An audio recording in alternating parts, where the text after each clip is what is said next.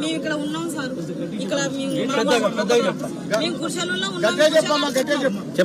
కట్టుకున్నాం సార్. మేము అప్పుడు గుడిసెలు కట్టుకుంటే కొంతమంది మీటింగ్ ఉందని ఎక్కడ ఉందని పోయి వినడానికి వాళ్ళు వచ్చేసరికి మమ్మల్ని 12 గంటలకి 12-10 నిమిషాలకి అట్లా ఒకసారి మధ్యాహ్నం 12-10 నిమిషాలకు వాళ్ళు వచ్చి ఇట్లా ఒక రౌండ్ వేసుకొని పోయి చూసిస్తారు. వాళ్ళు చూసిన తర్వాత ఒక అర్ధగంట సేపటికే మొత్తం గుండాలు దిగేసారు.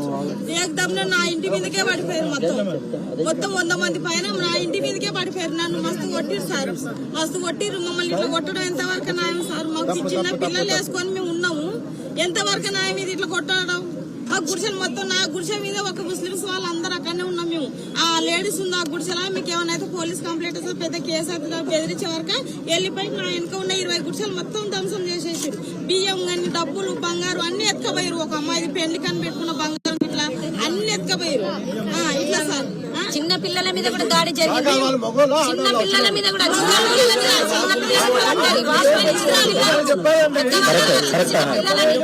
ఇజ్రాయల్ మగవాళ్ళు ఎంతమంది వాళ్ళు ఒక 40 మంది దాకా ఉంటారు. ఇజ్రాయల్ వీళ్ళేమో ఒక 80-90 మంది దాకా మగవాళ్ళు ఉంటారు. బట్టలు కట్టుకొని వచ్చారు వాళ్ళు, కర్రలు పట్టుకొని వచ్చారు చేతులలో. అంతమందికి మేము ఎట్లా వేస్తారు? మంది లేదు చూసి వాళ్ళు బస్తీ లెక్క వచ్చేసారు. వాళ్ళు 5 మంది ఉన్నప్పుడే పోలీసులకు ఫోన్ చేసినాక అప్పుడు స్పందించారు వాళ్ళు. ఫోన్ చేసినాక ఒక్కరు కానీ స్పందించలేదు సార్. ఇగో మా పరిస్థితి చైర్మన్ గారు కాల్ చేశారు, పోలీసులు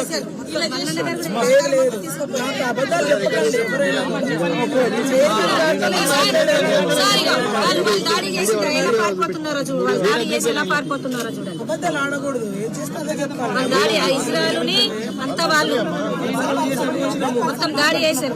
వాళ్ళు చూపిస్తారు. అందరికీ నమస్తే. మాది లక్ష్మ పిల్లలు కూడా 2021 కూడా మా ఇంటి ఇట్లనే పోగొట్టారు.